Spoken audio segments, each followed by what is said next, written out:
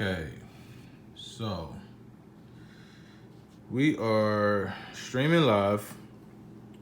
Hope everybody having a good day today. Everybody is out enjoying themselves. If you're at home watching this live stream, thanks for tuning in and checking it out, because I wanted to go over a few herbs that are very, very essential and should be in every home. If you don't have them in your home, then I suggest you go out, go online. There are plenty of websites. You can also go to Amazon to find some of these here herbs. And so what I'm going to do today is just share with you a couple of these herbs that I have identified that are very great in what they do. Okay, not every herb works, for every individual. Because every individual's body and their chemistry is a little different, if that makes sense. And so there are certain herbs that work, certain herbs that won't work. But for my experience, I can say and will vouch for these few here who I have seen work for several different individuals.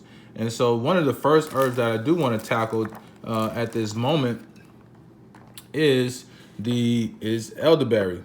Now, elderberry herb, which is this one right here, is not actually a herb per se. It is a berry, right? And so in how it looks similar to the blueberry. It's very, very small, very tiny. Just imagine, a blueberry, that is like probably half of its size. And so for those who don't know about elderberry is one of those herbs or those berries that is good for colds and preventing the cold, preventing the flu, or for inflammation in the respiratory system. And so it helps relieve that during that time of sickness. So for myself and for what I have discovered and seen others do and report is that this herb should be taken at least once or twice a week. I take it every single day. But for others, I've taken witness that you should take this at least twice per week. And that is for a preventive method. Okay, so you don't want to take this. You can take it and it does work. But as a preventive method, you want to make sure that you're constantly building upon your immune system, because that's what it does. It builds your immune system. I wish I had the berry itself so that you could take a look at it. But this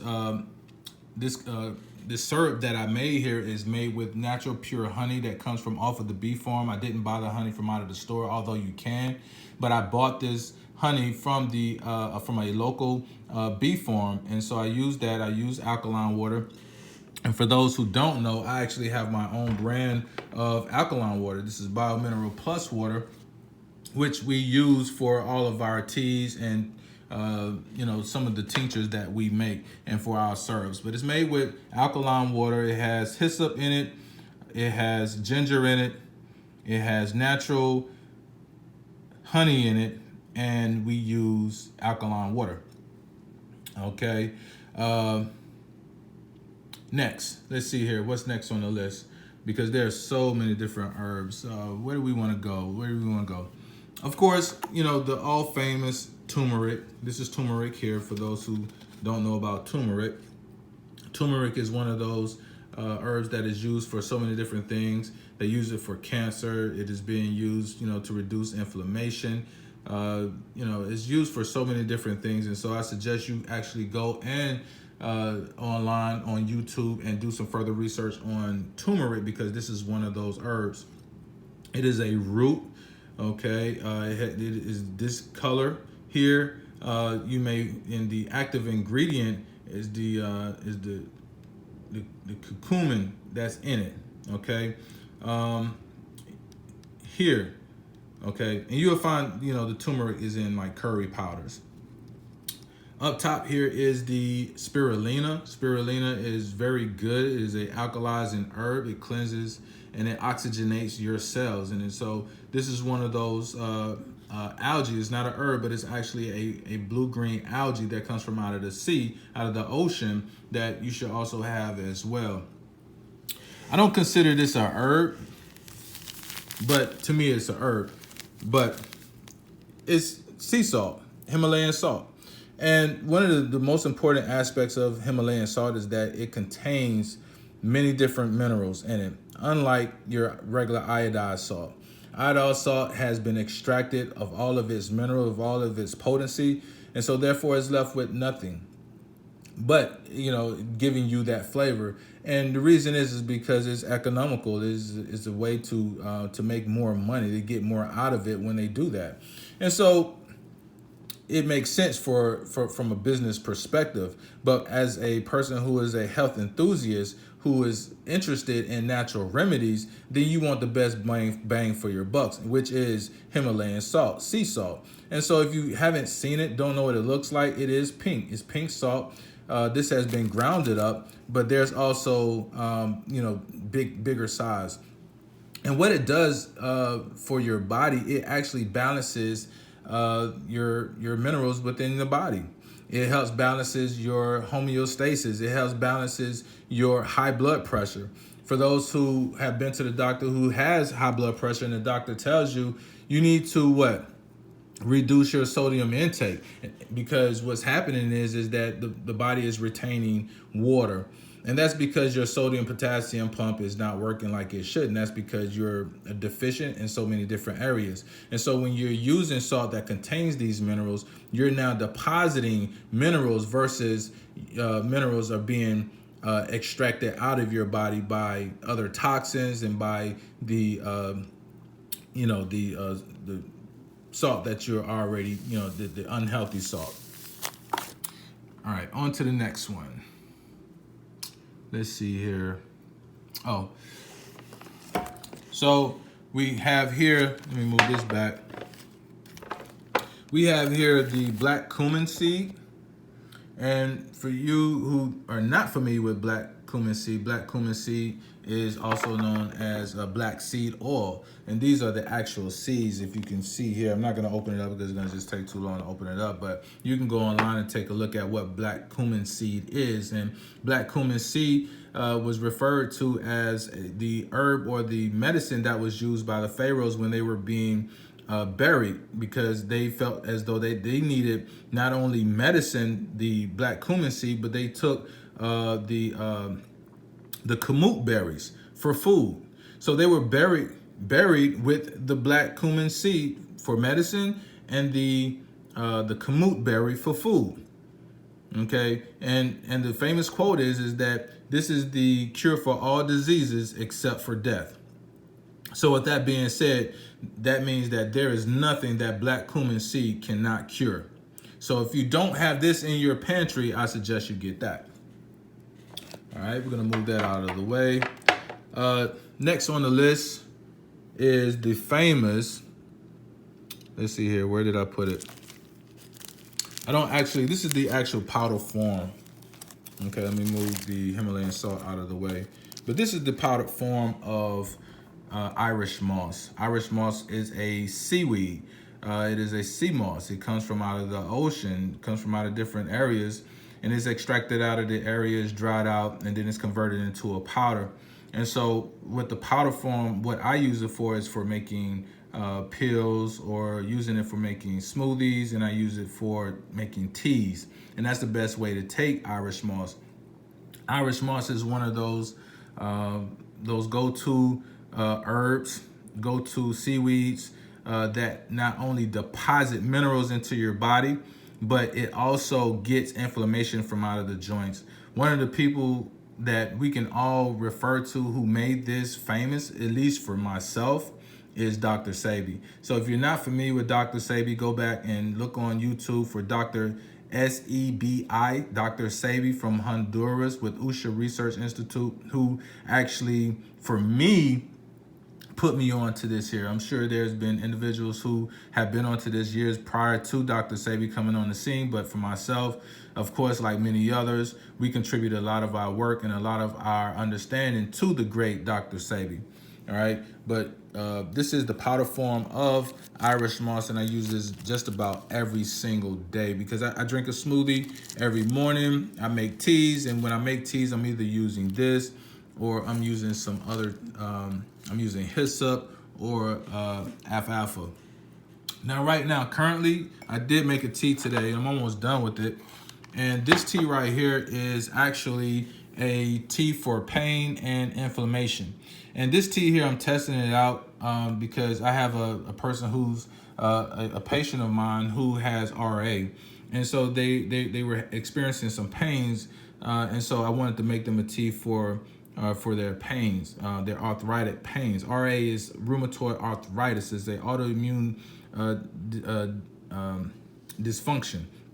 And so, you know, when you have inflammation in your joints, then you're going to experience pains. That's what arthritis is. And so this here is going to help ease the pain. And what I used was the, where is it? I don't see it. Well, this is one of them here. This is cat's claw. Okay, as you can see here, I labeled cat's claw bark. But this is cat's claw right here, and this is what I use in this tea. This is used for the inflammation aspect of the tea. So this is going to help reduce the inflammation, and it's not for a short, it's not a quick effect, although it can be once you increase the dosages. But right now I'm just testing out the effects for myself. Although I don't have the pain, but I wanted to see what it tastes like. I wanted to, you know, just see overall, because this is actually my first time combining these two together. Oh, here it is right here. It's sitting right next to me. Okay, and this is the white willow bark. And white willow bark is a bark that is extracted off of the tree, which is actually used for pain. This is like a aspirin. And believe it or not, this is where they get the constituents from for making aspirin from out of the white willow. And so this is the tea that I've developed here. And not only does it have cat's claw, white willow, I've put in there turmeric, and I've used ginger. Okay, and it tastes pretty good. It has a little bitter taste. It does kind of taste like aspirin a little bit, a little aspirin-y, watery. But I put a little agave in there, and we use alkaline water. And for those who didn't see it, this is our brand of alkaline water. You can get in contact with us to see how you can get our water. But it has natural minerals in it, natural calcium, magnesium, potassium, and of course, it's naturally alkaline. We do not run our water through any type of machine. We believe in all natural products. And so that's what we're presenting with you today, is natural products. And so the natural alkalinity of our water is a 7.8 to an 8.3. And like it says, what does it say? Hydrates 5 times faster. And that's what alkaline water does. Now, there's a lot of misconceptions, perceptions about alkaline water. But at the end of the day, I mean, you know, tomatoes, but you want the best of the best. And when you get the best, you want it as organic, as natural, the way Mother Nature intended it. Okay, that makes sense. Now, if you can't get yourself a bottle of some natural spring alkaline water, then of course, yeah, okay, go to the machine. But if you can get water that comes from out of the spring, naturally alkaline, then you got yourself some gold there, buddy. Next on our list is Burdock Root. If you've never heard of burdock, it's really good. It's a blood purifier. It's the only way that we can put it. It's what it does. It purifies the blood. People who have gout, take this right here, and your gout is going to be gone, just like that, without a doubt. This is the tincture. I made a tincture out of it. And then here is some powder that I actually bought of the burdock root here. As you can see, $5.71. This thing was filled up, but I actually make tea out of it. And this is the actual powdered root. Okay, so we can move that to the side. Bladder Wrap. For those who want to lose weight. As you can see here, it supports thyroid health, rich in iodine. This is very important for thyroid health. People, you know, you can't lose weight because of thyroid dysfunction. Well, this right here is going to balance out your thyroid without a doubt. But if you are on some type of medication, you cannot take this and your medication because it's going to throw something off. Okay, and so you want to consult with your doctor. Let them know, hey, I want to try out this Bladderwrack that this guy on this channel, Are You Alkaline Today, suggested. What do you think, doc? And he's probably gonna tell you, hey, yeah, sure, check it out. Let's see how it goes, you know. And then what's gonna happen is you're gonna come back. You're gonna leave a comment on my video and say, Mike, appreciate the information, bro. Okay, because this stuff really works. What else we got back here? I mean, it's just so much that we could talk about, but these are just some of the main herbs that are really good for your cabinet. Of course, this is some cayenne pepper here that you should also be in your pantry. And cayenne pepper is also not just good for your food, but it's good for your digestive system. It helps, like if you add cayenne pepper to your teas like this, or to any of your medicines, it actually is going to help absorb into your digestive system, into your tract, because that's where all your minerals and everything is absorbed, and then it goes out into your bloodstreams and stuff like that. And so cayenne pepper, this hot stuff here, is really good for that. And here's another thing it's good for that you probably did not know, but you know, maybe you did. But it's also good for bruises, scrapes, burns, or anything like that on, you know, topically. So if you're bleeding, you could put cayenne pepper inside of your cut, and it will coagulate. It will stop the bleeding. Believe it or not, you would think, oh man, you crazy, that stuff is gonna be hot. No, that's only on your taste buds. But on your cut, it's gonna stop the bleeding. It's gonna actually feel good, and that's what it's good for. So this is a good emergency herb as well. So a lot of herbal medics, they keep this on hand here too, and you can make this into a tincture as well.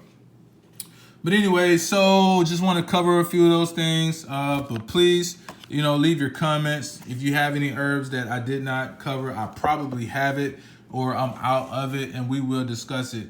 I could show it. I could show you. I'm gonna do some videos on how to actually make some tinctures and things like that. But yeah, man, I appreciate y'all for tuning in. Make sure you get you some bananas, some apples, some oranges, some cucumbers, some lemons, some fruits, vegetables, and load up your pantry with those things, and continuously eating healthy as much as possible. Herbs are great, but if you're not eating to complement those herbs, if you're not eating and drinking plenty of water, because it all goes back to drinking plenty of water. Water is what helps dilute and push out all of those impurities, toxins that are in your body. Water is 70% of your body, so why not use the best? Whether if you're going to use our water or you're going to use another type of water, but what's important is that you're flushing out. But do not, I repeat, do not drink that tap water, because that tap water is full of contaminants. It's full of poison. Okay, now if you're drinking purified water, that's another story, but that's not what this video is about. It's about the type of herbs. But I have a video about water, but I'm gonna make a new video about water and some of the waters that you should be and should not be drinking. Okay, but I appreciate y'all for tuning in. Please share this video, because there are other people out here who need to hear this information. All right, be a thought leader, be a trendsetter. Share this video, leave a comment. Let's discuss the topic. Let's talk about it. Let's get some things out in the open, because this is something that is gonna actually become more of a interest. Is gonna become the new way of medicine, natural remedies, because people are tired of the lies. People are tired of the misconceptions and the misperceptions that science has given us. Science have been, you know, studying and researching and testing and doing all of those things with our tax dollars, but they're not coming up with any type of results. Why is that? That is because they're not doing it. They're not in alignment. They're not in synchronization with the Almighty. When you're out of synchronization with the Almighty, you're not going to get anything done right. So we have to go back. Yes, I am a follower of the Most High, of the Creator, who gave it to us in the book of Genesis, who said that he had given us every tree and every seed-bearing fruit so that we would have them for food. When we step outside of that, ladies and gentlemen, men and boys and girls, we will experience ailments. We will get sick. So to keep from getting sick, then we need to go back to Mother Earth and let Mother Earth be our doctor. All right. With that being said, I'm signing out. And are you alkaline today?